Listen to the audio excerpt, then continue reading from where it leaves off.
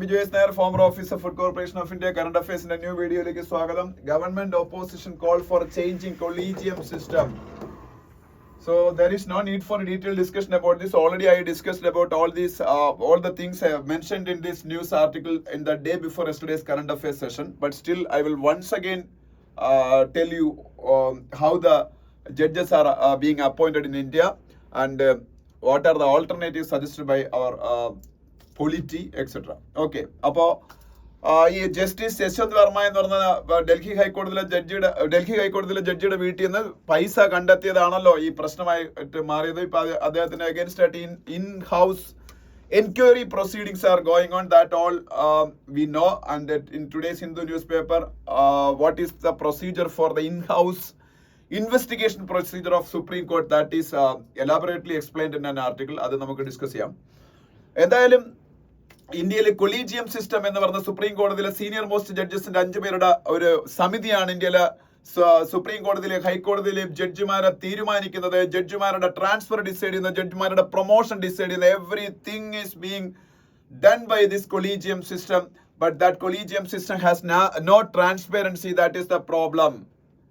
അതാണ് നമ്മളുടെ ഏറ്റവും വലിയ പ്രോബ്ലം എന്ന് പറയുന്നത്. അപ്പോ and also some constitutional articles like article 121 of Indian Constitution don't permit Indian Parliament to hold discussions about the conduct of judges of Supreme Court and various high courts, except on the situation of impeachment of the judges in impeachment സമയത്ത് അല്ലാതെ.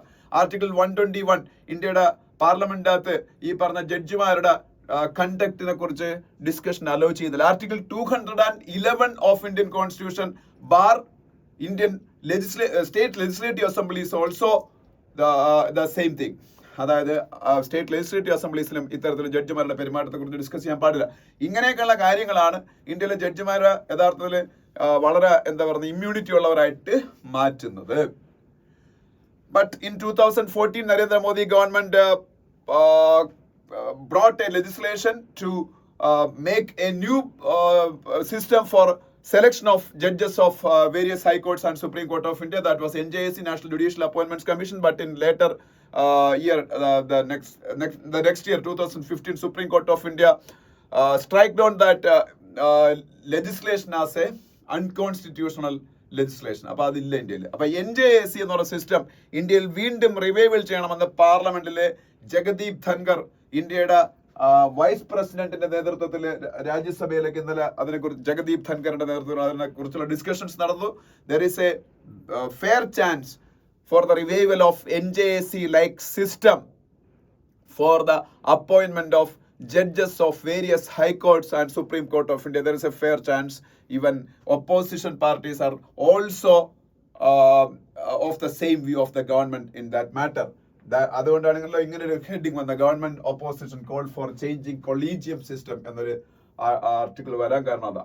Cannot be compelled to join the Sahyog portal X to Delhi High Court. X, you all know what is X, the microblogging platform previously known as Twitter. Now that Twitter was bought by the billionaire, world's richest man Elon Musk, and he changed the name to X. പക്ഷേ ഇപ്പൊ recent ആയിട്ട് അവര് government of ഇന്ത്യക്കെതിരെ ഹൈക്കോടതിയെ approach ചെയ്തിരിക്കുകയാണ്. Supreme കോടതിയാണെന്ന് തോന്നുന്നത്. Delhi ഹൈക്കോർട്ടിനെ approach ചെയ്ത് ഡൽഹി ഹൈക്കോർട്ടിന് എന്താണ് അവർ പറയുന്നത് വെച്ചാൽ, സഹയോഗ് എന്ന് പറഞ്ഞ ഗവൺമെന്റിന്റെ പോർട്ടൽ ഉണ്ട്. ഇവിടെ പറഞ്ഞ ഇത് തന്നെ സഹയോഗ് പോർട്ടൽ. ആ സഹയോഗ് പോർട്ടലിലേക്ക് എക്സിന് വരാൻ പറ്റത്തില്ല. Social media platform X has informed the Delhi high court that it cannot be compelled to come on board the centre Sahyog portal. എന്തിനാ സഹയോഗ് പോർട്ടൽ എന്തിനാ? Which aims to create a unified framework to combat cyber crime. Cyber ക്രൈംസിന് compact ചെയ്യാനുള്ള ഒരു unified portal ആയിട്ടാണ് സഹയോഗ് എന്ന് പറയുന്ന സംഭവം കൊണ്ടുവന്നേക്കുന്നത്. So all social media platform should be on board Sahyog എന്നാ പറഞ്ഞേക്കുന്നത്. പക്ഷേ എക്സ് പറഞ്ഞേക്കുന്നത് അതല്ല.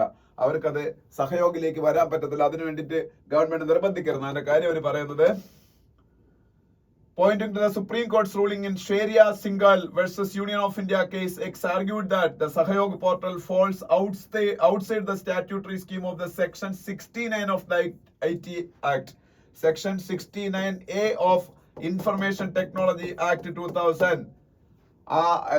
Section 69 of the IT act ആണ് ഗവൺമെന്റിനെ എംപവർ ചെയ്യുന്നത്, which empowers the government to order online platforms to block information specific circumstances ഉണ്ടാവുമ്പോൾ ഇതുപോലുള്ള പ്ലാറ്റ്ഫോംസിന് ഈ കണ്ടന്റ് ഓൺലൈനായിട്ട് ബ്ലോക്ക് ചെയ്യാൻ ഗവൺമെന്റിനെ എംപവർ ചെയ്യുന്നത് ഈ article 6 section 69 of the IT act ആണ്. അതിന്റെ ആംബിറ്റിന് വെളിയിലാണ് സഹയോഗ്. അതുകൊണ്ട് തന്നെ സഹയോഗ് പോർട്ടൽ ഇല്ലീഗലാണ്, അതിലേക്ക് വരാൻ ഞങ്ങളെ നിർബന്ധിക്കരുതെന്നാണ് എക്സ് പ്ലാറ്റ്ഫോം പറഞ്ഞേക്കുന്നത്. അപ്പൊ എന്തായാലും എക്സും ഗവൺമെന്റും തമ്മിൽ ഇപ്പൊ ഒരു ഷോ ഡൗൺ നടക്കാൻ പോയാണ്. അപ്പൊ അതിനെ കുറിച്ച് ആ ഒരു ന്യൂസ് അവിടെ ഉണ്ട്. പിന്നെ India slabs Samsung with tax demand of, അതൊന്നും വേണ്ട, അത് സാംസങ്ങിന്റെ മുകളിൽ കുറച്ച് ടാക്സ് ഡിമാൻഡ് ഗവൺമെന്റ് വെച്ചതാണ്. സാംസങ് എന്താണെന്നൊക്കെ അറിയാം, ഏത് രാജ്യത്തെ കമ്പനിയാണെന്ന് പറയാം, സൗത്ത് കൊറിയൻ കമ്പനിയാണ്. പിന്നെ കുണാൽ കംബ്രയായിട്ട് ബന്ധപ്പെട്ട ഒരു ന്യൂസ് ഉണ്ട്. അകത്തെ പേജിലേക്ക് പോകുന്നത് ഹിന്ദുവിൽ എഡിറ്റോറിയലൊക്കെ അതിനെ കുറിച്ചാണ്. So I am going to discuss that matter in detail when I am discussing the editorial of today's Hindu newspaper. So ഇവിടെ നമുക്കത് ഡിസ്കസ് ചെയ്യണ്ട. പിന്നെ താഴോട്ട് വരുമ്പോ government drops import duty on EV and phone battery components എന്നൊരു news ഉണ്ട്. അതായത് ഇന്ത്യയില് ഇമ്പോർട്ട് ചെയ്യപ്പെടുന്ന ഇലക്ട്രിക് വെഹിക്കിളിന്റെ ഇലക്ട്രിക് വെഹിക്കിളിന്റെ ബാറ്ററിയും അങ്ങനെയുള്ള സംഭവങ്ങളൊക്കെ ഉണ്ടാക്കുന്ന കുറെ കമ്പോണൻസ്, അതിന്റെ മുകളിൽ ഉണ്ടായിരുന്ന ഇമ്പോർട്ട് ഡ്യൂട്ടി, അതുപോലെ ഇന്ത്യയിൽ ഫോൺ ബാറ്ററി ഉണ്ടാക്കുന്നതിലുള്ള ഇമ്പോർട്ട് ഡ്യൂട്ടി, അതെല്ലാം എടുത്ത് കളയാൻ ഗവൺമെന്റ് ഇന്നലെ തീരുമാനിച്ചു. പാർലമെന്റിന്റെ ബഡ്ജറ്റ് സെഷൻ നടന്നുകൊണ്ടിരിക്കുകയാണ്. ഫിനാൻസ് ബില്ലിന്റെ അപ്രൂവലിന് വേണ്ടിയിട്ടുള്ള ഡിസ്കഷൻസ് ആണ് നടന്നുകൊണ്ടിരിക്കുന്നത്. ആ സമയത്താണ് ഇന്ത്യയുടെ ഫിനാൻസ് മിനിസ്റ്റർ നിർമ്മല സീതാരാമൻ ഇത് അവിടെ പാർലമെന്റിൽ പറയുന്നത്. അപ്പൊ ഇന്ത്യയിലെ ലോക്കൽ പ്രൊഡക്ഷൻ, മാനുഫാക്ചറിങ്, ഈ പറഞ്ഞ സാധനങ്ങളുടെയൊക്കെ ഇലക്ട്രിക് വെഹിക്കിൾസിന്റെയും ഫോണിന്റെയൊക്കെ പ്രൊഡക്ഷൻ കൂട്ടാൻ വേണ്ടിയിട്ടാണ് ഇത്തരത്തിലുള്ള അതിന്റെ ഘടകങ്ങൾ, പാർട്സിന്റെ മുകളിലുള്ള ഇമ്പോർട്ട് ഡ്യൂട്ടിയൊക്കെ എടുത്ത് കളയുന്നത്. അപ്പൊ അതൊരു വലിയ ന്യൂസ് ആയിട്ടുണ്ട്. പിന്നെ 2 groups sever relations with the Hurriyat, signed disassociation form. Shah welcomes മൂന്നൊക്കെ ന്യൂസ് കാണാം. Who is Shah? അമിത് ഷാ, ഇന്ത്യയുടെ home minister.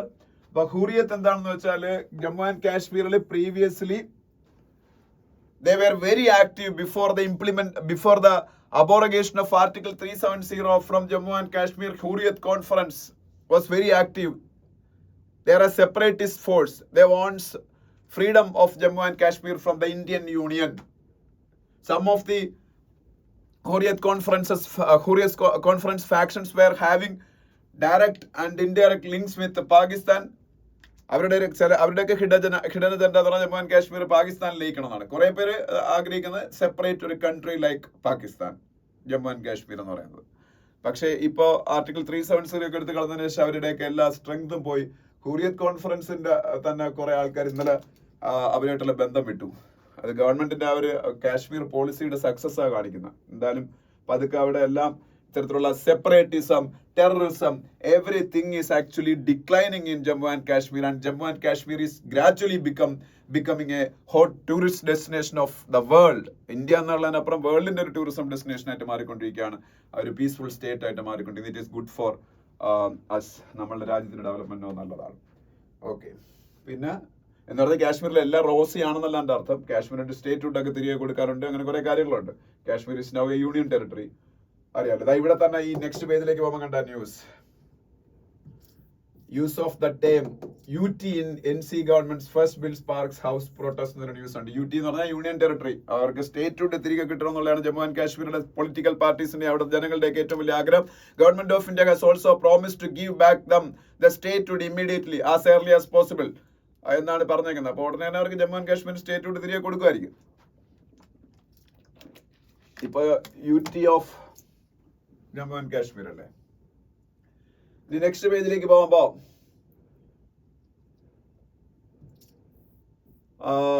Second body extricated from SLBC tunnel, Srisailam left bank canal എന്ന് പറയുന്ന പ്രോജക്റ്റ് ഉണ്ടല്ലോ, Srisailam left bank canal project. ഒരു സെക്കൻഡ്, മാർക്ക് താഴോട്ട് വീണ, ഒരു second.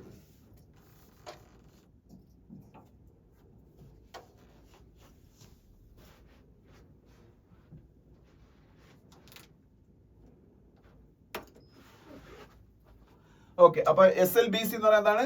Srisailam left bank canal tunnel, ആ ടണലിൽ കുറച്ച് സ്റ്റാഫ് അവിടുത്തെ എഞ്ചിനീയേഴ്സും അല്ലാത്ത താഴെയുള്ള ജീവനക്കാരും ഒക്കെ പെട്ടുപോയതും 8ഓളം ആൾക്കാർ കുടുങ്ങിപ്പോയതും അവരെല്ലാവരും മരിച്ചാണ്. ഇപ്പൊ 2 പേരെ ബോഡി കിട്ടി. സ്റ്റിൽ ആ ഒരു പ്രോസസ് നടന്നുകൊണ്ടിരിക്കുന്നേ ഉള്ളൂ. അതിൽ നിന്ന് ഇവരെയൊക്കെ എക്സ്ട്രിക്കേറ്റ് ചെയ്യുന്ന പ്രോസസ് അത് നടന്നുകൊണ്ടിരിക്കുന്നേ ഉള്ളൂ.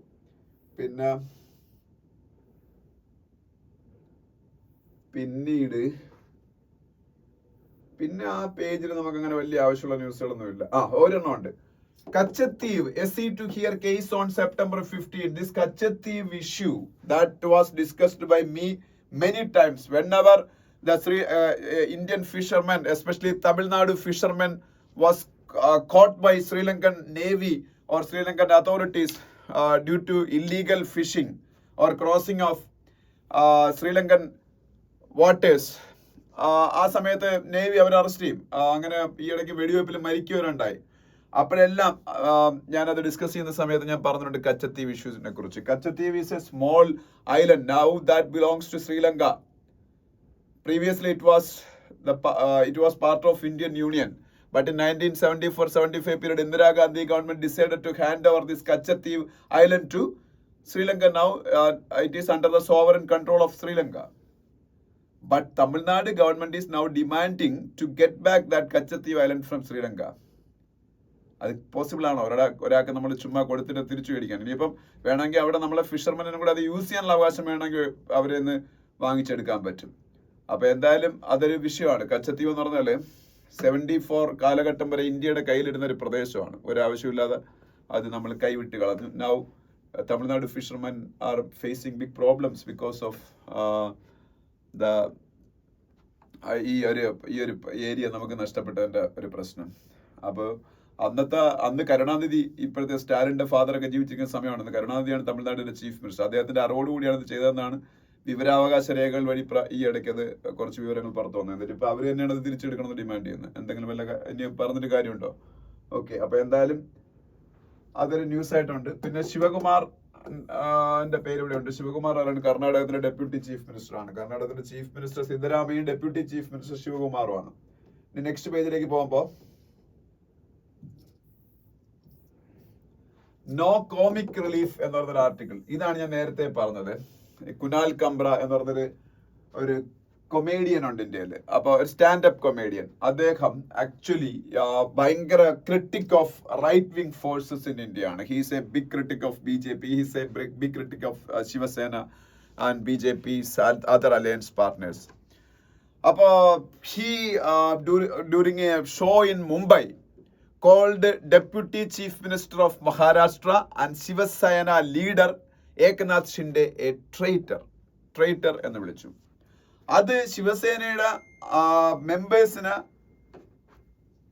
ദേഷ്യം പിടിപ്പിക്കുകയും അവര് ഈ പറഞ്ഞ കുനാൽ കംബ്രയ്ക്കെതിരെ ഒരുപാട് കേസസ് ഫയൽ ചെയ്യുകയും ചെയ്തു. ഒപ്പം തന്നെ അദ്ദേഹം ഈ കോമഡി ഷോ നടത്തിയ വെന്യൂ പോയി അടിച്ചു പൊളിക്കുകയും ചെയ്തു. After that Mumbai Corporation demolished some structures of that venue where this Kunal Kambra show happened. Why that structure was demolished? The Mumbai Corporation gave a reasoning that this structure was constructed illegally. അപ്പോൾ ആ ഒരു structure construct ചെയ്ത് illegal ആണെന്നുള്ള പേരിൽ ഈ വെന്യൂവിന്റെ കുറെ ഭാഗം പൊളിച്ചു മാറ്റിയൊക്കെ ചെയ്തു. അപ്പൊ എന്തായാലും ഭാരതീയ ന്യായ സംഹിത BNSലെ വേരിയസ് പ്രൊവിഷൻസ് ഉപയോഗിച്ചുകൊണ്ടാണ് ഈ പറഞ്ഞ കുനാൽ കംബ്രയ്ക്കെതിരെ കേസ് ഫയൽ ചെയ്തേക്കുന്നത്. ഭാരതീയ ന്യായ സംഹിതയില അതില് റയറ്റിങ്ങിന് ആൾക്കാരെ പ്രേരിപ്പിക്കുന്നു, വേരിയസ് ഗ്രൂപ്പ്സ് തമ്മിൽ എനിമിറ്റീസ് പ്രൊമോട്ട് ചെയ്യുന്നു. All these charges are there against Kunal Kambra and a defamation case also filed against him. But defamation case ഒരു പ്രത്യേകത ഉണ്ട്. പോലീസ് അത് ഫയൽ ചെയ്തേക്കുന്നത്. പോലീസിന് അത് ഫയൽ ചെയ്യാൻ യാതൊരു റൈറ്റും ഇല്ല ഇന്ത്യയിലെ നിയമങ്ങൾ അനുസരിച്ച്. അത് ഫയൽ ചെയ്യേണ്ടത് അഗ്രീവ്ഡ് പാർട്ടിയാണ്. If someone is targeting me and if someone is launching a malicious campaign against me, I have the right to file a defamation suit against that particular person who is spreading canards against me. അല്ലാതെ പോലീസിനുള്ള അവകാശമില്ല. അപ്പൊ അങ്ങനെയുള്ള കാര്യങ്ങൾ പറയുന്നുണ്ട്. പിന്നെ ഈ പറയുന്ന വെച്ചാല് ഈ ഏകനാഥ് ഷിൻഡെയുടെ കൊളീഗായ second deputy chief minister of മഹാരാഷ്ട്രയായ അജിത് പവാർ ഉൾപ്പെടെ മുമ്പ് ഇദ്ദേഹത്തിനെ ട്രേറ്റർ എന്ന് വിളിച്ചിട്ടുണ്ട്. പിന്നെ ഒരു കൊമേഡിയൻ അങ്ങനെ വിളിക്കുന്നതിൽ എന്താണ് തെറ്റ്? ദാറ്റ് ഈസ് എ സട്ടയർ എന്ന് മാത്രം കൺസിഡർ ചെയ്താൽ മതി.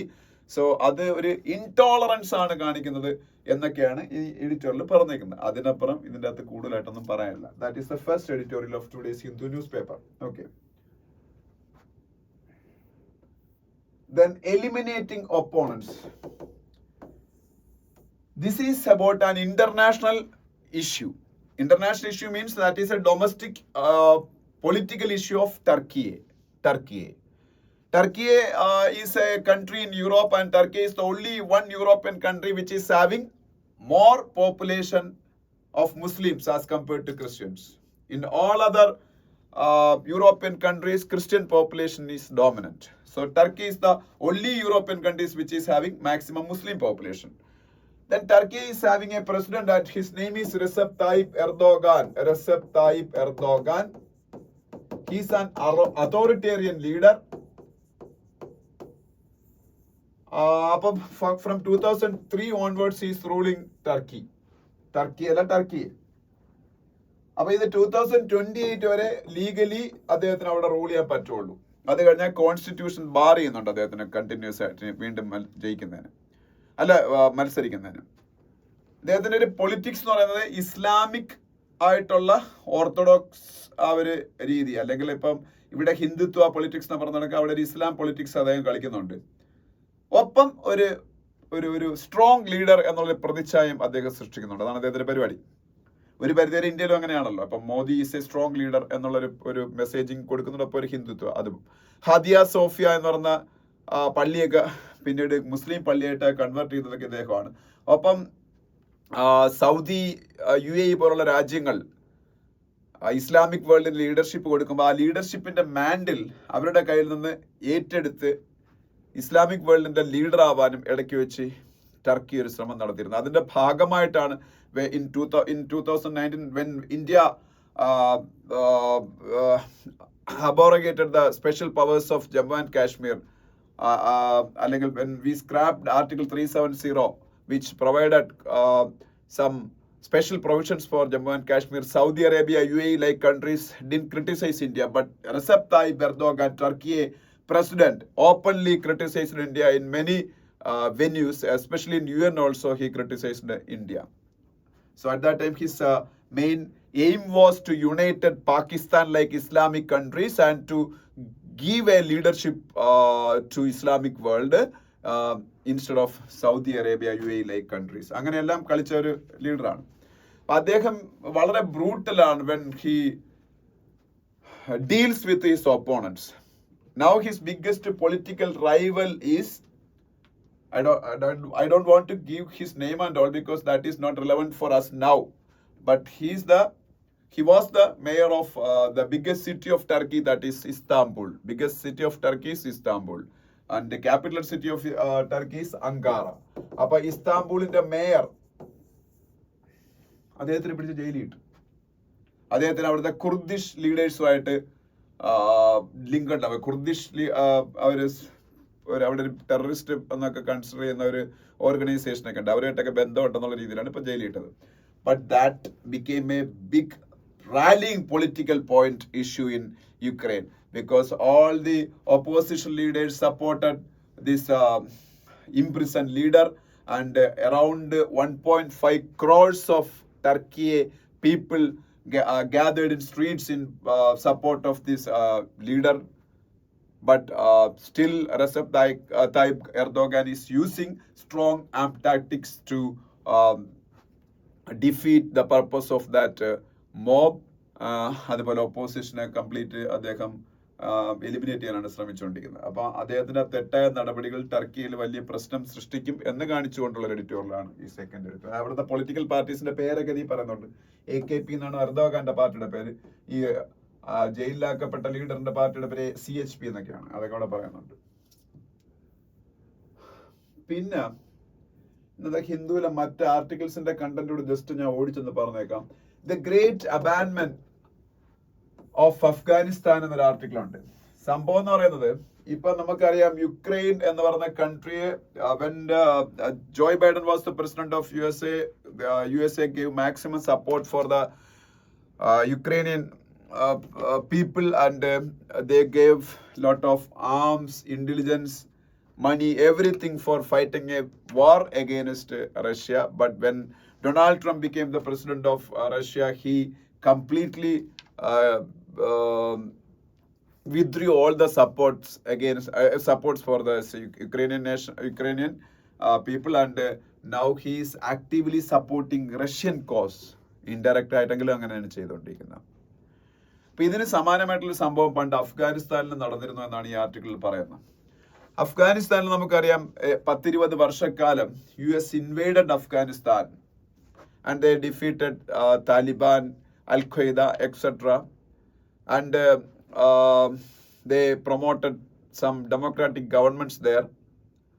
Hamid Karzai, Ashraf Ghani, like people ruled Afghanistan for a long time during that period. But after that, in 2020 period, they abandoned Afghanistan. The US soldiers went back to their home country. So again, the Taliban came back to power in Afghanistan, and പിന്നെ അന്വേഷണം എന്തൊക്കെയാണ് കണ്ടത് അവിടെ നടന്ന് നമുക്കറിയാം. അവര് വിമനിന്റെയൊക്കെ rights ഒക്കെ എല്ലാം എടുത്തു മാറ്റി, വിമനെ പൊതു നിരത്തിൽ പോലും കാണാൻ പാടില്ലെന്നാക്കി. ഒരിക്കൽ വുമൻ അവിടെ അഫ്ഗാൻ പ്രസിഡന്റ് പദവിയിലേക്ക് വരെ മത്സരത്തിലുള്ളതാണ്. Now women are barred from education also, employment, everything. പക്ഷേ എന്നിട്ട് അവിടുത്തെ താലിബാൻ ഗവൺമെന്റിനെ ലെജിറ്റമൈസ് ചെയ്യുകയും ചെയ്തു എല്ലാവരും. Even if countries around the world are not recognizing Taliban, China, Russia like nations opened embassies in Afghanistan. എന്നിട്ട് അഫ്ഗാനിസ്ഥാൻ ഒരുപാട് എയ്ഡും ഒക്കെ ചൈനയെ കൂടി സഹായിക്കുന്നുണ്ട്. അപ്പൊ അതൊക്കെ പറഞ്ഞു വന്നിട്ട് പിന്നെ അവർ പറഞ്ഞ ഇന്ത്യയെ കുറിച്ചാണ്, എൻഗേജിംഗ് വിത്ത് താലിബാൻ 2 എന്ന് പറയുന്നത്. ഇന്ത്യ ഗവൺമെന്റ് താലിബാൻ 1 ഗവൺമെന്റിന്റെ കാലഘട്ടത്തിൽ, അതായത് 2000 പീരീഡിലൊക്കെ താലിബാനാണ് അഫ്ഗാനിസ്ഥാൻ ഭരിച്ചിരുന്നത്. ഒരു അൺടച്ചബിലിറ്റി ആണ് ഈ പറഞ്ഞ താലിബാനോട് കാണിച്ചത്. There was solid reason for that. അത് ഇതൊക്കെ തന്നെയാണ് ഞാൻ നേരത്തെ പറഞ്ഞത് തന്നെ, വിമനോടൊക്കെ ഉള്ളത്. പിന്നെ അവരുടെ ടെററിസം റിലേറ്റഡ് ആയിട്ടുള്ള അവർക്കെതിരെയുള്ള പെർസെപ്ഷൻ, ഇതൊക്കെയാണ് ഇന്ത്യയെ അവരുമായിട്ട് ബന്ധം ഉണ്ടാക്കുന്നത് തടഞ്ഞിരുന്നത്. പക്ഷേ ഇപ്പൊ ഇന്ത്യ ഗവൺമെന്റ് അവരായിട്ട് ബന്ധം ഉണ്ടാക്കാൻ പോയാണെന്നാണ് പറയുന്നത്. ഈ ഇടയ്ക്ക് ഇന്ത്യയുടെ foreign secretary Vikram Misri met with Taliban deputy foreign minister in UAE. UAE-ലാണ്, ഖത്തറിലാണോ അത് മീറ്റ് ചെയ്തു. Now there is credible information that India is going to, New Delhi is going to accept a Talibanian ambassador to India. And already our mission in Taliban dominated Afghanistan, in Kabul, was opened.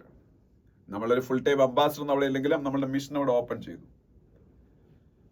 ഇതിനൊക്കെ കാരണമായിട്ട് now India is going to have a relationship with Taliban. So that is a new beginning for India. But this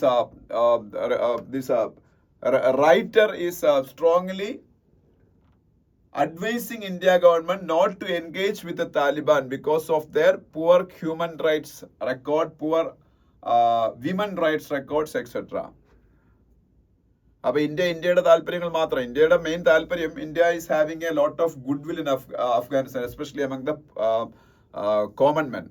അഫ്ഗാനിസ്ഥാനിലെ സാധാരണ ആൾക്കാരുടെ ഇടയിൽ നമ്മൾ ഒരുപാട് assets ഒക്കെ അവിടെ ക്രിയേറ്റ് ചെയ്തിട്ടുണ്ട്. അതൊക്കെ പ്രൊട്ടക്ട് ചെയ്യാൻ നമ്മളുടെ good will we generated in Afghanistan should be protected. And China is making major inroads inside Afghanistan. So India should also play our card. Then only India can protect our interest in Afghanistan. That is the reasoning of India government to start engagement with Afghanistan. പക്ഷെ അപ്പോൾ നമ്മൾ ചിന്തിക്കേണ്ടത്, Taliban dominated ആയിട്ടുള്ള സംഭവമാണ്. അവരുടെ ഈ പറഞ്ഞ records എല്ലാം വളരെ മോശമാണ്. അപ്പം അതുകൊണ്ട് ഇന്ത്യ അത്തരത്തിലുള്ള ബന്ധം അവരുമായിട്ട് ഉണ്ടാക്കാൻ പാടില്ല എന്നൊക്കെയാണ് ഇവർ പറഞ്ഞേക്കുന്നത്. പക്ഷേ നാഷണൽ ഇൻട്രസ്റ്റ് നോക്കുമ്പോൾ നമുക്ക് അങ്ങനെ ചെയ്യേണ്ടി വരും. ഞാൻ ഈ ഇടയ്ക്ക് നിങ്ങളോട് പറഞ്ഞിരുന്നു, Myanmar is being controlled by generals. ഒരു പട്ടാള ഭരണകൂടമാണ് മ്യാൻമറിൽ.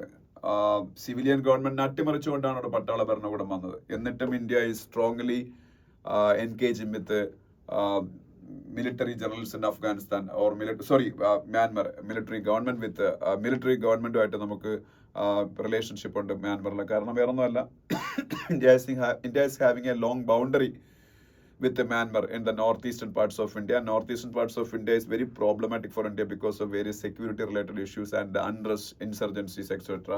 So if India is not strongly cooperating with the Myanmar government, these northeastern rebels, insurgent leaders, everyone can flee to Myanmar and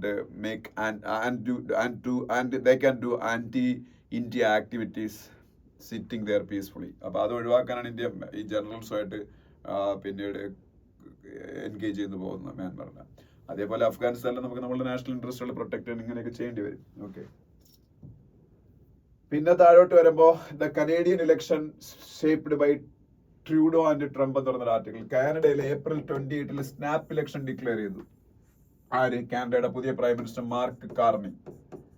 അപ്പൊ അതിന്റെ പശ്ചാത്തലത്തിൽ കാനഡയിൽ ഇപ്പൊ പെട്ടെന്ന് സ്നാപ്പ് ഇലക്ഷൻ വരുമ്പോ എന്താണ് അവിടുത്തെ മാർക്ക് കാർണിയുടെ ലിബറൽ പാർട്ടിയുടെ സ്കോപ്പ് എന്നൊക്കെയാണ് ഇത് പറയുന്നത്. Liberal party was having no chance previously, but now after the arrival of Donald Trump as the president of the United States of America, that situation has completely changed because Trump openly stated that he wants to make Canada the 51st state of USA, and he imposed a lot of sanctions against the tariffs against Canada, 25% tariffs on various products from Canada, and Canada retaliated also.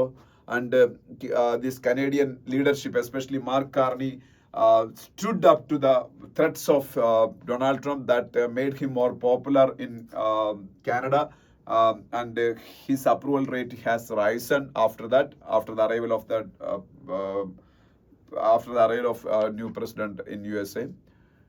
അപ്പം അതുകൊണ്ട് തന്നെ ഈ liberal അവിടുത്തെ conservative പാർട്ടിയുടെ പോളിസീസും ഈ Donald ട്രംപിന്റെ policies പോലെയാണെന്ന് കാനഡയിലെ ആൾക്കാർ ഭയക്കുന്നുണ്ടെന്നാണ് പറയുന്നത്. ഇമിഗ്രേഷൻ അഗെയിൻസ്റ്റ് ആയിട്ടും മറ്റു കാര്യങ്ങൾക്ക് ഒരു നാഷണലിസ്റ്റ് പോളിസിയുടെ കാര്യത്തിലോ കാനഡ ഫസ്റ്റ് പോളിസിയുടെ കാര്യത്തിലോ ഒക്കെ he's actually A photocopy of Donald Trump. So so Canada people are not ready to എന്താ പറയുന്ന accept Donald Trump's views, and opposition leader അവിടുത്തെ ഇപ്പോഴത്തെ മെയിൻ ഓപ്പോസിഷൻ ലീഡർ, കാനഡയിലെ ഓപ്പോസിഷൻ ലീഡർ ഈ സെയിം വ്യൂസ് ഹോൾഡ് ചെയ്യുന്ന ആളായതുകൊണ്ട് അതിനേക്കാളും നല്ലത് ലിബറൽ പാർട്ടി ആയിരിക്കും നല്ല എന്നുള്ളൊരു തിങ്കിങ് ഇപ്പം കാനഡയിലുണ്ട്. അത് എൻകാഷ് ചെയ്യാൻ വേണ്ടിയിട്ട് ആ ഒരു ഫീലിംഗ് എൻകാഷ് ചെയ്ത് പെട്ടെന്ന് അവിടെ ഇപ്പോൾ ഒരു ഇലക്ഷൻ നടത്തിയാൽ അവിടെ ജയിക്കാമെന്നുള്ള പ്രതീക്ഷയിലാണ് ഇപ്പോൾ April 28 കാനഡയിൽ സ്നാപ്പ് ഇലക്ഷൻ വരാൻ പോകുന്നത്. അപ്പൊ അത് ഇന്ത്യയുമായിട്ടും ചൈനയുമായിട്ടുള്ളൊക്കെ ബന്ധം മെച്ചപ്പെടുത്താൻ വേണ്ടിയിട്ട് ശ്രമിക്കുന്നതൊക്കെ മാർക്ക് കാർണിയും അവിടുത്തെ ഓപ്പോസിഷൻ ലീഡർ പേരൊന്നും ഞാൻ പറയുന്നില്ല, ഇതിപ്പോ പഠിക്കണ്ട, അയാളൊക്കെ പറഞ്ഞിട്ടുണ്ട്. പക്ഷേ അപ്പോഴും അവിടെ ഒരു സിഖ് ഫാക്ടർ ഉണ്ട്. Sikh factor means Sikh people are A dominant community in Canada, and many of them are Khalistani supporters. So to not to antagonize those people who are of Sikh origin, this Mark Carney and his main rival has some എന്താ പറയുക limitations to deal with India. അതൊക്കെയാണ് ഈ പറഞ്ഞിരിക്കുന്ന ഈ ആർട്ടിക്കിളിൻ്റെ അകത്ത്.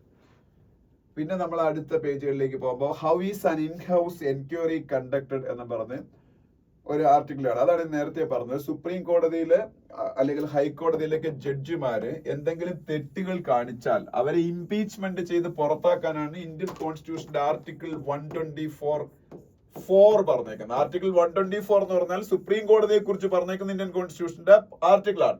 അതിന്റെ അകത്ത് article 124(4) എന്ന് പറയുന്ന സംഭവത്തിന്റെ അകത്ത് how to impeach High Court judges and Supreme Court judges, and after the impeachment process, how they can be removed from their office. That is outlined in this article 124(4) of Indian Constitution. പക്ഷെ ആ impeachment പ്രോസസ്സിലേക്കൊക്കെ പോകുന്നതിന് മുമ്പ് തന്നെ supreme court has an in-house enquiry procedure. That enquiry procedure is explained here. അതെന്താണെന്ന് ഞാൻ പറഞ്ഞുതരാം. ഇപ്പൊ നമ്മൾ ഈ യശ്വന്ത് വർമ്മ അദ്ദേഹത്തിനെതിരാണ് ഇപ്പൊ ഇൻ-ഹൗസ് എൻക്വയറി പ്രൊസീജിയർ സ്റ്റാർട്ട് ചെയ്തത്. 1997-99 കാലഘട്ടത്തിലാണ് ഈ പറഞ്ഞ ഈ ഇൻ-ഹൗസ് എൻക്വയറി പ്രൊസീജിയർ ഒക്കെ സുപ്രീം കോർട്ട് ഓഫ് ഇന്ത്യ കൊണ്ടുവരുന്നത്. ഇപ്പൊ ഒരു ഹൈക്കോടതി ജഡ്ജിക്ക് അഗെയിൻസ്റ്റ് ആയിട്ടാണ് ഇത്തരത്തിലുള്ള എൻക്വയറി നടത്തേണ്ടി വരുന്നെങ്കിൽ ഈ എപ്പോഴും എൻക്വയറി പാനലിന്റെ അകത്ത് 3 പേര് കാണും, 3 persons, 3 ആൾക്കാരായിരിക്കും കാണുന്നത്. ഹൈക്കോടതി ജഡ്ജിക്ക് അഗെയിൻസ്റ്റ് ആയിട്ടാണ് ഇത്തരത്തിലുള്ള enquiry proceeding വരുന്നതെന്നുണ്ടെങ്കിൽ 2 High Court Chief Justices and 1 High Court Judge will be there. Out of these 3 enquiry committee panels, 2 persons will be 2 High Court Chief Justices and 1 person will be a High Court Judge. അതുകൊണ്ട് തന്നെ ഇപ്പോഴത്തെ യശ്വന്ത് വർമ്മയിൽ അയാള് ഒരു ഹൈക്കോടതി judge ആയതുകൊണ്ട് പുള്ളിയെ കുറിച്ച് അന്വേഷിക്കാൻ പഞ്ചാബ് ആൻഡ് ഹൈക്കോർട്ടിന്റെ chief justice, Punjab and Haryana ഹൈക്കോർട്ടിന്റെ ചീഫ് ജസ്റ്റിസ്, ഹിമാചൽ ഹൈക്കോർട്ടിന്റെ ചീഫ് ജസ്റ്റിസ്, അപ്പൊ 2 ചീഫ് ജസ്റ്റിസുമാരായ പിന്നെ കർണാടക ഹൈക്കോർട്ടിൽ നിന്ന് ഒരു ജഡ്ജി, അങ്ങനെ 3 പേരാ. ഇനി ഇതിപ്പം യശ്വന്ത് വർമ്മ ഒരു ഹൈക്കോടതി ജഡ്ജി ആയതുകൊണ്ടാണ് ഇങ്ങനെ ഒരു ഹൈക്കോടതി ചീഫ് ജസ്റ്റിസ് ആയിരുന്നു കരുതിക്കും. ഇപ്പൊ ഡൽഹിയിലെ ഹൈക്കോടതി ചീഫ് ജസ്റ്റിസ് ആയിരുന്നു യശ്വന്ത് വർമ്മ എന്നുണ്ടെങ്കിൽ ഈ പറഞ്ഞ 3 അംഗ കമ്മിറ്റിയിൽ 2 ഹൈക്കോടതി ചീഫ് ജസ്റ്റിസുമാർ ഇതുപോലെ പിന്നെ ഒരു ഹൈക്കോടതി ജഡ്ജിക്ക് പകരം സുപ്രീം കോടതി ജഡ്ജി ആയിരിക്കും ഉള്ളത്. മനസ്സിലായോ? ഇങ്ങനെ ഒരു ഹൈക്കോടതി ചീഫ് ജസ്റ്റിസ് ആയിരുന്നു. ഇനി സുപ്രീം കോടതിയിലെ ഒരു ജഡ്ജിക്ക് എഗെയിൻസ്റ്റ് ആയിട്ട് ഇത്തരത്തിലുള്ള ആരോപണങ്ങൾ വന്നൂടെ? ഇപ്പൊ സുപ്രീം കോടതി ജഡ്ജിക്ക് എഗെയിൻസ്റ്റ് ആയിട്ടാണ് ഇത്തരത്തിലുള്ള ആരോപണം വരുന്നെങ്കിൽ ഈ ഇൻ ഹൗസ് പാനലിൽ 3 പേരിൽ 3 പേരും സുപ്രീം കോടതിയിലെ ജഡ്ജിമാരായിരിക്കും അന്വേഷിക്കാൻ. ഇങ്ങനെയാണ് ഇതിന്റെ കോൺസ്റ്റിറ്റ്യൂഷൻ വരുന്നത്. ഇത് അപ്പൊ അതൊക്കെയായി. അതിനുമുമ്പായിട്ട് പിന്നെ വേറെ കാര്യം ചെയ്യും. ഇയാൾക്കെതിരെയുള്ള ആരോപണങ്ങൾ ഫ്രിവലസ് ആണോ ഓർ സീരിയസ് ആണോ എന്ന് അറിയാൻ വേണ്ടി first of all chief justice of India, that is supreme കോടതി chief justice, will discuss that matter with the concerned chief justice. Concerned chief justice means concerned high court chief justice. ഇപ്പൊ അത് ഡൽഹിയുടെ കേസിൽ ഡൽഹി ഹൈക്കോടതി ചീഫ് ജസ്റ്റിസ് ആയിട്ട് discuss ചെയ്ത് പുള്ളിയുടെ report കിട്ടിയതിനു ശേഷമാണ് ഈ ഇൻഹൗസ് പാനൽ ഈ 3 member കമ്മിറ്റിയൊക്കെ അപ്പോയിന്റ് ചെയ്യുന്നത്. ഇനിയിപ്പോ ഈ 3 member കമ്മിറ്റി ഇതെല്ലാം പഠിച്ചിട്ട് ഒരു റിപ്പോർട്ട് കൊടുക്കും. ആ റിപ്പോർട്ട് വായിക്കുമ്പോൾ പുള്ളി കുറ്റക്കാരനാണോ അല്ലയോ എന്ന് അറിയാൻ പറ്റും. കുറ്റക്കാരനാണെന്ന് കണ്ടാൽ chief justice of India will ask this judge to resign from his post. If he resigns then no problem, that episode will end there. പിന്നെ ചിലപ്പോൾ ക്രിമിനൽ ആയിട്ടുള്ള മറ്റു ചില നടപടികളൊക്കെ ചിലപ്പോൾ എടുക്കും ചെയ്ത കുറ്റം അത്ര ഗ്രേവ് ആണെങ്കിൽ. And in some cases the judges concerned will not resign. In that situation the Supreme Court Chief Justice will inform about this to the President of India and Prime Minister of India to start impeachment proceedings against this guilty judge. അയാൾ resign ചെയ്യാൻ തയ്യാറല്ലെങ്കിൽ prime minister of ഇന്ത്യയും president of India അപ്പോഴേ supreme കോടതിയുടെ chief justice അറിയിക്കുക അയാൾക്കെതിരെ impeachment proceeding start ചെയ്യാൻ പറയും.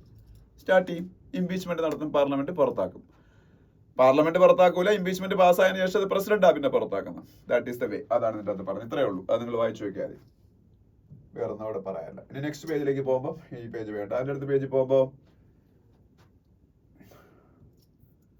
China India discuss early resumption of cooperation. ഇന്ത്യയുടെ ചൈനയുടെ ഇടയിലുള്ള പ്രോബ്ലംസ് ഒക്കെ സോൾവ് ചെയ്ത് still that boundary problem is there, that will exist for a long time to come, that is sure. At the same time the other relationship നമുക്ക് അത് improve ചെയ്യാം. അത് നമ്മളെ ഇന്ത്യയുടെയും ചൈനയുടെ എല്ലാ ആൾക്കാരുടെ യാത്ര ചെയ്യാനുള്ള വിസ കൊടുക്കാം.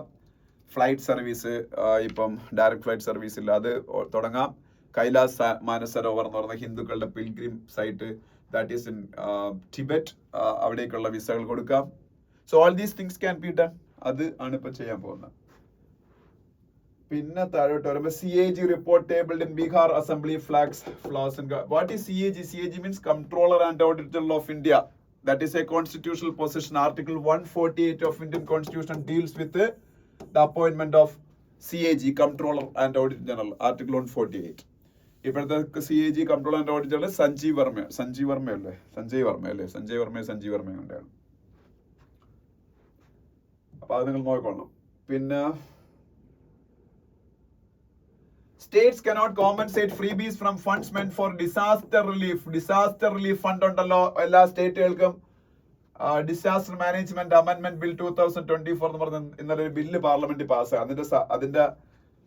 അതിനെക്കുറിച്ച് സംസാരിക്കുന്ന സമയത്ത് അമിത്ഷാ പറഞ്ഞതാണ് ഡിസാസ്റ്റർ ഫണ്ടിൽ നിന്ന്, ഡിസാസ്റ്റർ റിലീഫ് ഫണ്ടിൽ നിന്ന് NDRF national disaster response national disaster NDRF national disaster relief ഫണ്ടാണ് NDRF. അതുപോലെ SDRF ഉണ്ട്, സ്റ്റേറ്റ് ഡിസാസ്റ്റർ റിലീഫ് ഫണ്ട്. ഇതിൽ നിന്നുള്ള ഫണ്ട് എടുത്ത് ഉപയോഗിച്ച് ഫ്രീബീസ് കൊടുക്കാൻ പറ്റൂലെന്ന്, ആൾക്കാരൊക്കെ ചുമ്മാ സൗജന്യങ്ങൾ കൊടുക്കാൻ പറ്റൂലെന്നാണ് അദ്ദേഹം പറഞ്ഞേക്കുന്നത്. അതുപോലെ വേറൊരു ഫണ്ട് ഉണ്ട് PM കെയേഴ്സ് എന്ന് പറയുന്നത്. ഈ SDRF fund, state disaster response fund, NDRF national disaster response fund, ഇതല്ലാതെ PM കെയേഴ്സ് എന്ന് പറയുന്ന ഫണ്ട് ഉണ്ട്. PM കെയേഴ്സ് ഇതും റിലീഫിന് വേണ്ടിയിട്ടാണ് ഉപയോഗിക്കുന്നത്. PM കെയേഴ്സിന്റെ expansion prime minister citizen assistance and relief in emergency situation. Prime minister citizen assistance and relief in emergency situations fund, അതാണ് PM cares fund. Covid സമയത്താണ് ആ ഫണ്ട് വരുന്നത്. കോവിഡ് സമയത്ത് സെറ്റ് ചെയ്തൊരു ഫണ്ടാണ്. പിന്നെ ബീഹാറിന്റെ ചീഫ് മിനിസ്റ്റർ നിതീഷ് കുമാർ, ബീഹാറിന്റെ deputy chief minister Samrat Choudhary, ഇവരുടെയൊക്കെ ഫോട്ടോ അവിടെ കാണാം. സമ്രത് ചൗധരി, ആ പേര് പഠിച്ചിട്ടും കുഴപ്പമില്ല.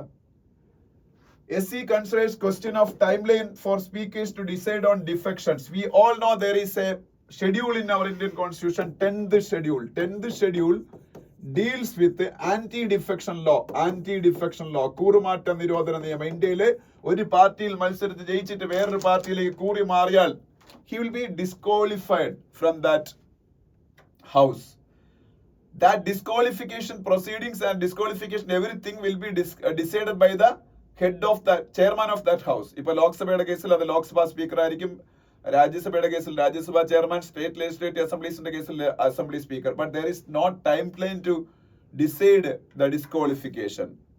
അപ്പൊ ഒരു ടൈം ലൈൻ പറഞ്ഞിട്ടില്ലാത്തതുകൊണ്ട് എപ്പോഴും ഈ സ്പീക്കർമാർ എന്ത് ചെയ്യുന്നറിയാമോ, ഭരണകക്ഷിയിലുള്ള ആൾക്കാരാണെങ്കിൽ അവരിത് വച്ച് താമസിപ്പിക്കും. മിക്കവാറും സഭയുടെ ടേമിന്റെ എൻഡിൽ പോലെ അവർ ഡിസൈഡ് ചെയ്യത്തില്ല, അപ്പൊ അവർ ഡിസ്ക്വാളിഫൈ ആകത്തില്ല. അപ്പൊ അതൊരു വലിയ പ്രശ്നമായി. അപ്പൊ അതുകൊണ്ട് സുപ്രീം കോടതി ഇതിന്റെ ടൈം ലൈൻ കൊണ്ടുവരാൻ പോയാ അതിനെ കുറിച്ചുള്ള ഡിസ്കഷൻസ് അവിടെ വരാം. അതിന്റെ പ്രൊസീഡിങ്സ് ഒക്കെ സുപ്രീം കോടതിയിൽ ആരംഭിക്കാൻ പോകുന്നു. അതിനെ കുറിച്ച് ന്യൂസ് കാണാം. പിന്നെ MGNREGA സ്കീമിന്റെ ഫണ്ടിങ് ആയിട്ട് ബന്ധപ്പെട്ട ന്യൂസ് ആയി കാണാം. MGNREGA അറിയാലോ, Mahatma Gandhi national rural employment guarantee scheme. The scheme which provides 100 days of assured employment, assured job to the rural folks, unemployed rural folks. പിന്നെ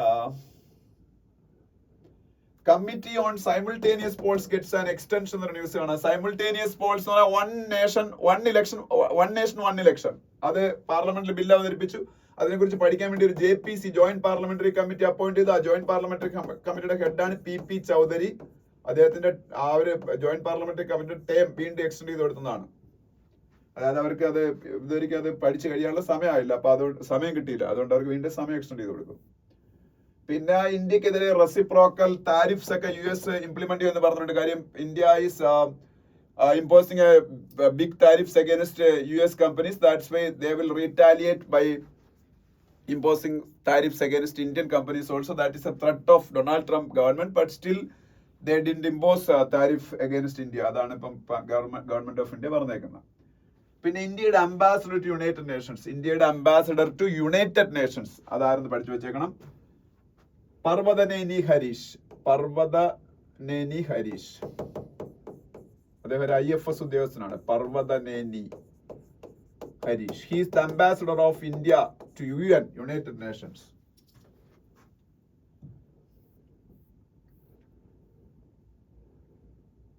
പിന്നെന്താണ്, പിന്നെ ഇവിടെ വേറൊന്നും പറയാല്ല. അതിനടുത്ത പേജിൽ പോകുമ്പോൾ സെബി ആയിട്ട് ബന്ധപ്പെട്ട കുറച്ച് ഡിസിഷൻസ് ആണ്. SEBI securities and exchange board of India Indian stock മാർക്കറ്റിന്റെയും കമോഡിറ്റി മാർക്കറ്റിന്റെ റെഗുലേറ്റർ, ഹെഡ്ക്വാർട്ടേഴ്സ് ഇൻ മുംബൈ.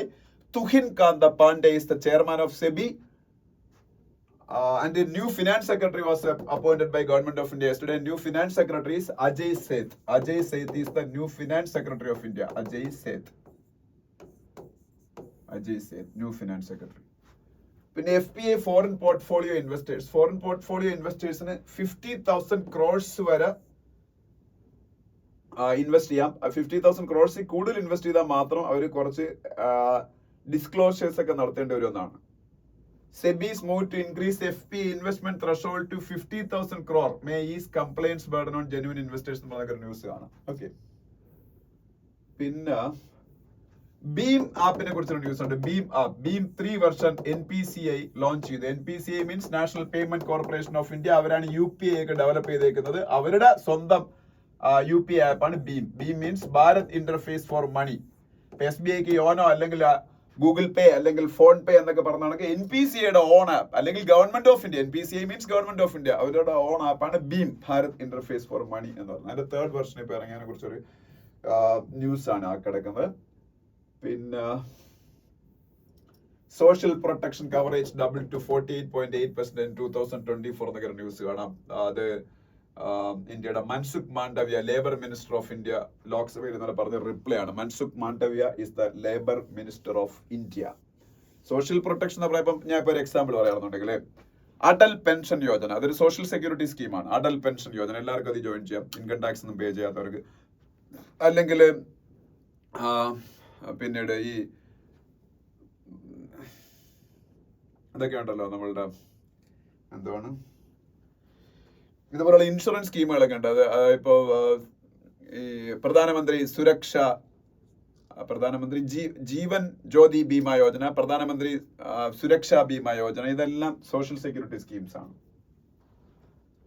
പിന്നെ വേൾഡ് പേജിലേക്ക് പോകുമ്പോൾ ടർക്കിയിലെ പ്രശ്നങ്ങളെ കുറിച്ച് ഞാൻ ഓൾറെഡി എഡിറ്റോറിയൽ ഡിസ്കസ് ചെയ്താണ്. അവിടെ ഇസ്താംബുൾ മേയറിനെ അറസ്റ്റ് ചെയ്തേക്കുക. പിന്നെ ഇസ്രായേലിന്റെ പ്രസിഡന്റിന്റെ ഫോട്ടോയും പേരും ഇവിടെ കാണാം. ഐസക് ഹെർസോഗ് എന്നാണ് ഇസ്രായേലിന്റെ പ്രസിഡന്റിന്റെ പേര്, ഐസക് ഹെർസോഗ്.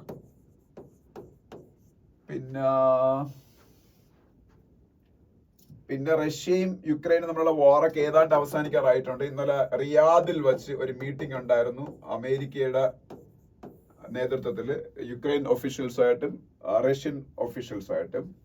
പിന്നെ മുഹമ്മദ് യൂനുസ്, ബംഗ്ലാദേശിന്റെ ഇന്റരിം റൂളർ, ഇന്ത്യ വിസിറ്റ് ചെയ്യാൻ താല്പര്യം പ്രകടിപ്പിച്ചെങ്കിലും ഇന്ത്യ ഗവൺമെന്റ് പോസിറ്റീവായിട്ട് റെസ്പോണ്ട് ചെയ്യാത്തതുകൊണ്ട് അദ്ദേഹം ചൈന വിസിറ്റ് ചെയ്യാൻ തീരുമാനിച്ചെന്ന ന്യൂസാണ്. ഇതേ അലിഗേഷൻ ഇന്ത്യക്ക് അഗേൻസ്റ്റ് ആയിട്ട് ഈ ഇടയ്ക്ക് നേപ്പാളും പറഞ്ഞു. നേപ്പാളിന്റെ prime minister KP Sharma Oli wanted to visit India first, and Nepal government communicated the same to India, but India government didn't respond positively to the Nepalese authorities. That's why Nepal Prime Minister first visited China, breaking the tradition. The tradition is always an elected Prime Minister from Nepal will first visit India. ആ tradition break ചെയ്യാനുള്ള കാരണം ഇന്ത്യയുടെ reluctance to engage with the new prime minister of Nepal എന്നാണ് അവർ പറഞ്ഞു. ഇതേ കാര്യം ഇപ്പൊ ബംഗ്ലാദേശിന്റെ ഇന്ത്യൻ ലീഡറായ മുഹമ്മദ് യൂനുസും പറഞ്ഞേക്കും.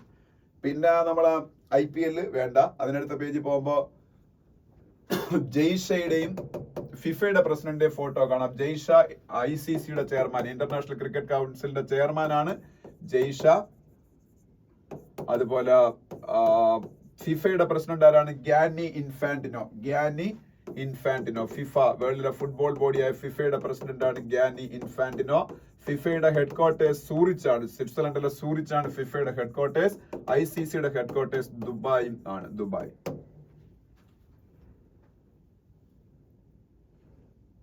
പിന്നെ ക്രിക്കറ്റ്, രഞ്ജി ട്രോഫി ക്രിക്കറ്റ്, അതിനെ കുറിച്ചുള്ള ന്യൂസുകളുണ്ട്. ഇത്രയേ ഉള്ളൂ ഇന്നത്തെ ഹിന്ദു. ബാക്കി നാളെ. Thank you.